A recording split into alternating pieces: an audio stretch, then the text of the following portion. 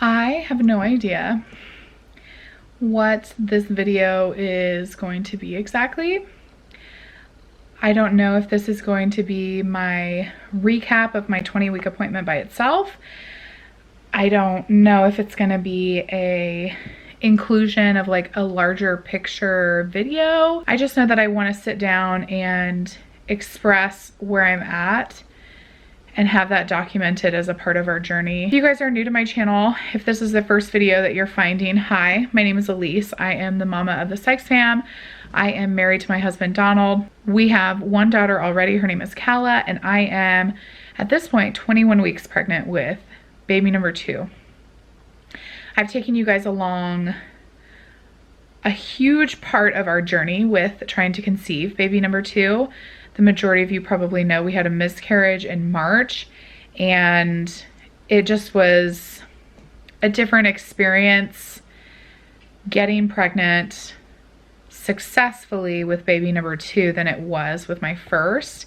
And I felt a lot of community recording that and sharing that journey with you guys. So the last video that I posted on my channel, like sitting here now, I don't know like if that's gonna be the last video that you guys will have seen, but like in current time, the last video that I just posted was our gender predictions, the old midwives' tales. And we did that on the eve of our anatomy scan. So we went the next morning to our anatomy scan. I was 20 weeks and 5 days approximately. And I knew something was gonna happen. And part of me wanted to be like, I feel that way because of everything that's happened in our past.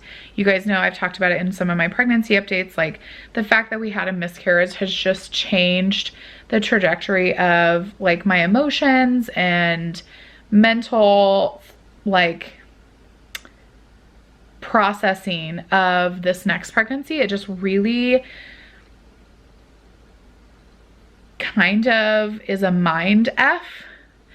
I just remember in my first pregnancy, like being so blissfully ignorant. I assumed everything was gonna go perfectly, and it did pretty much until like right before I gave birth. Everything was perfect, and having this miscarriage and just having this different experience with baby number 2, like finally having baby number 2 has been so much different. I've talked to you guys about it. Like I said, I just have this like worry all the time that kind of follows me. And I just felt like maybe it's just that. Maybe it's just me worrying about what could go wrong. But I just had this feeling that something was going to happen. So the ultrasound took forever. I'm not kidding, it took like an hour and a half to do the ultrasound. The ultrasound technician was okay, like she was nice, but you guys have heard me talk about in the past, like we've had somebody in the past who just was so confusing that we were wondering like, is she even capable of doing this? So it wasn't like that, but she just wasn't, maybe she just wasn't super personable. And that really affects like your experience. And I remember her taking just so long and me finally asking her like, is something wrong? And she said, oh no, I just have to get a lot of different angles, a lot of different pictures of everything. And the baby's kind of in a difficult position. She said that the head of the baby was right under my belly button. And so she just said it was kind of like just a weird area to kind of work around. She had me flipping from side to side on my back. She at one point left, went to talk to the doctor, came back in, wanted to give me a break to go to the bathroom. I don't know if that was the first true indication that she was noticing something, or if it really just was what she said it was, that it was just taking longer because of the baby's position. She finally came back in and she said that she was gonna have to have us probably come back in 2 to 4 weeks because she wasn't able to get all of the images that she wanted to.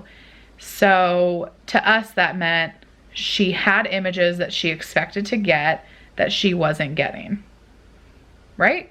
I just remember the mood of the room was just kind of weird. It was like, it was weird, and we couldn't tell, like, is it weird because she's just not very personable, or is it weird because she's trying to do something and she's not telling us? So then she leaves again and she comes back a third time and she tries again.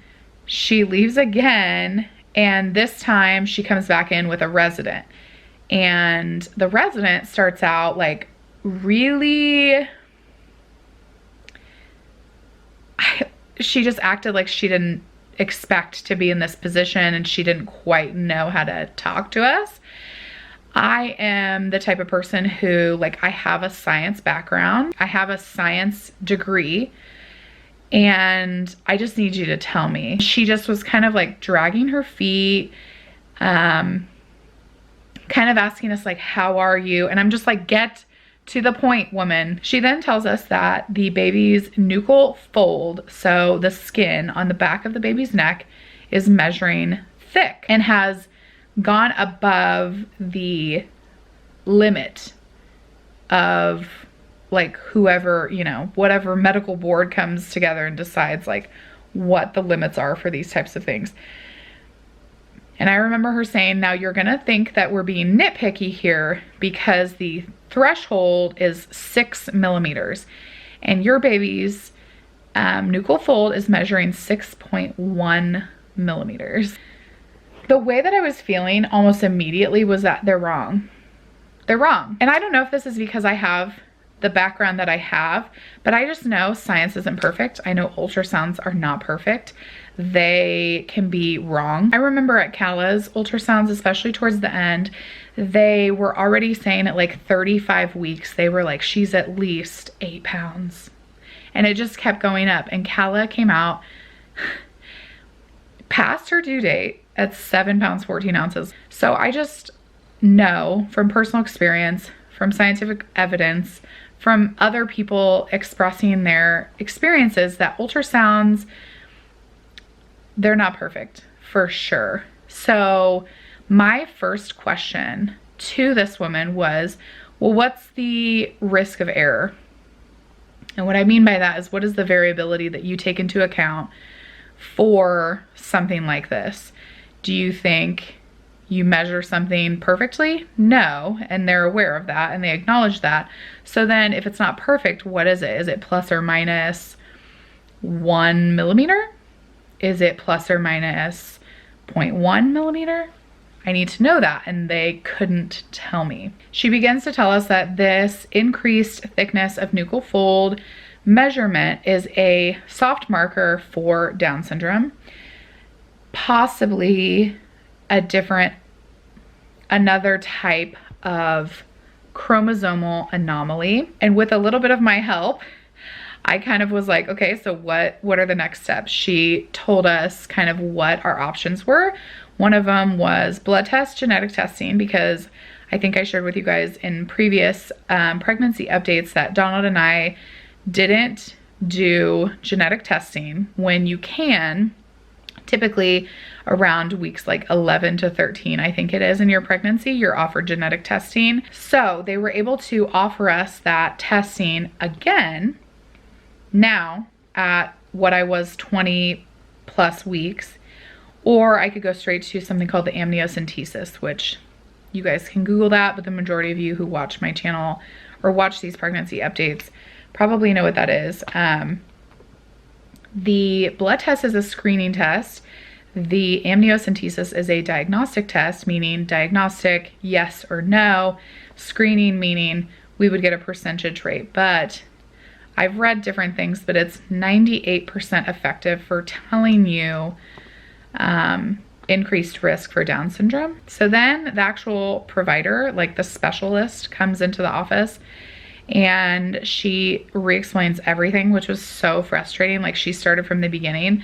I was like, if you didn't feel confident in sending your resident in here to tell us everything, then why did you send her in here? I just thought it was kind of an inappropriate place to be allowing somebody practice, if you will. Like, it kind of just felt like she was giving this resident the opportunity to practice, you know, getting more experience. And I just don't think that that is the most appropriate time. And if it is something that they need practice in, then people should have the option to opt out of that situation. The mood of the room was very somber. Like, they were very serious. They were taking it very serious. Even though in my mind, I'm like, 0.1 millimeters. Like, that is such a small number. So Donald and I met with a genetic counselor. They said we could go home, we could think about things, we could not do anything, we could just continue with the way, you know, our pregnancy is going, just like monitor it over ultrasounds. And I said, I want to talk to a genetic counselor, and I'm like ready to do it now because I need to hear from somebody who can tell me more information. If you guys know me, even without the background that I have, I thrive on having information because it's just so helpful to me in feeling in control and feeling like I'm able to make the best decision possible. And especially for something like my unborn child, like, I want to know everything, which again, were the cell-free DNA test, the blood work, which would include gender this time. Why they thought it was unethical to include it the first time around, but now they are okay including it, is beyond me. Or straight to the amniocentesis. She did talk to us about results. So again, I was almost 21 weeks when this happened. I still don't have results back from the cell-free DNA testing. The cell-free DNA is gonna take, she said, typically 7 to 12 business days, which we're in Kansas, would put us outside of the option to terminate the pregnancy. That is one thing I'm not going to speak on. I don't think I will ever speak on that in regards to what our thoughts are on our situation specifically. At least I don't anticipate on doing that. I am someone who is very pro-choice. I think you guys know that, especially if you follow me on Instagram. You know, that's just something that I think we would keep personal always. What that meant, though, why she was explaining it to us, is because if we did only the cell-free DNA testing, it would put us in a place where we would no longer be able to make that choice in Kansas. If that was something we wanted to do, we'd have to seek later term terminations outside of Kansas. And I'm really just sharing this information because, like, this is what we talked about. I should say, this is what the genetic counselor explained. So I'm just trying to share, like, as much as I'm comfortable sharing. So that's something she brought up. She did say the amniocentesis comes back in 2 business days. So that would put you, or would have put us, in a place where we could have, like, you know, if we were thinking of that, it would have allowed us time to more concretely consider it within our current state, if that makes sense. Things like you never think you're gonna, like, have to know information on. It's just, that's kind of crazy. We decided to go with cell-free DNA testing. So the genetic counselor went through, like, a bunch of family history, a bunch of personal history, and she basically told us that our risk of having a baby with a chromosomal abnormality was slightly higher than the general public. And because of that slight increase, that's why they're recommending these additional tests.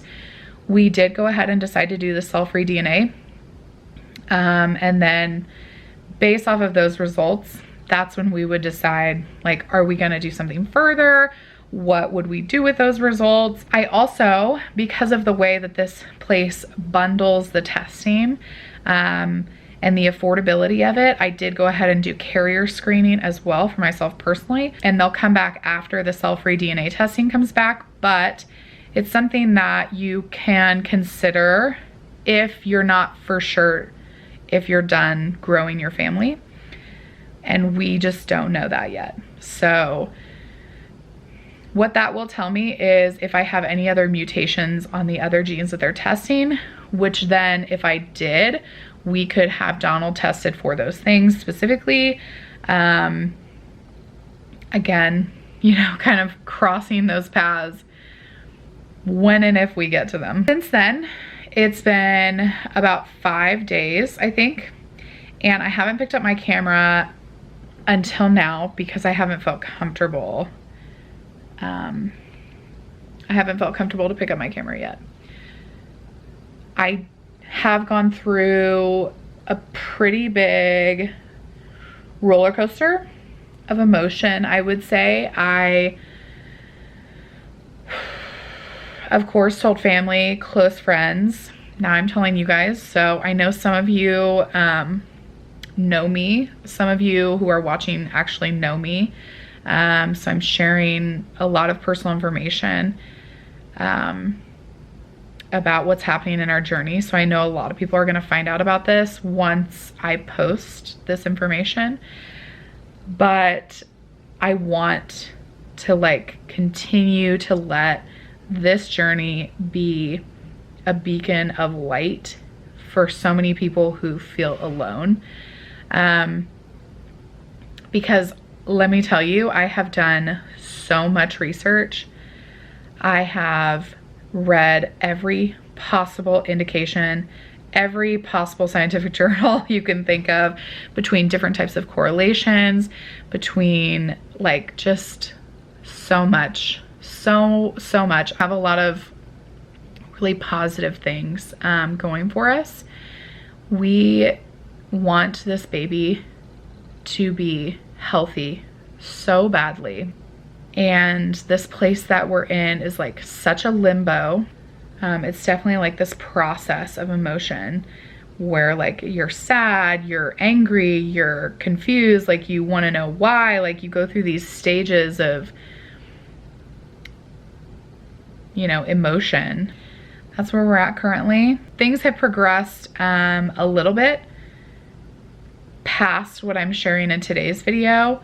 But I feel like I need to wait a little bit longer before I start the next like part of this story. I feel like I need to see how things work out a little bit further before I start sharing that part. So as of today, we don't have the results though. I still don't have any results. We are looking into getting an additional like follow-up ultrasound sooner rather than later. It's actually probably going to be at a different location, so I'm hoping that that allows for an opportunity for like a different set of eyes, and just kind of like a reevaluation of everything, especially because it's such a small measurement. Thank you so much for clicking on today's video and listening and continuing to support us through this journey.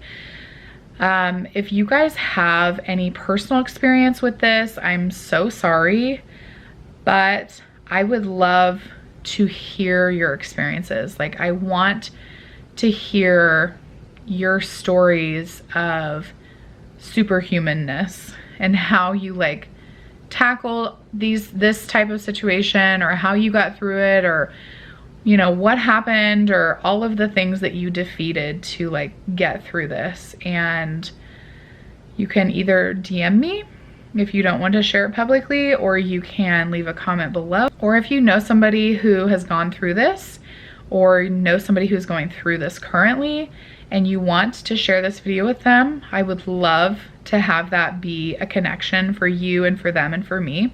I don't know when I'm gonna post this. I think I'm actually gonna post it relatively quickly, because selfishly, the more people that I can have praying for us and lifting us up and praying for health for this baby, the better. So even though like part of me is like,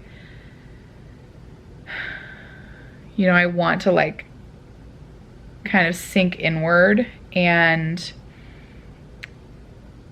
not share, the other part of me feels like I really need to. We do know gender. I have like completely forgotten about that pretty much.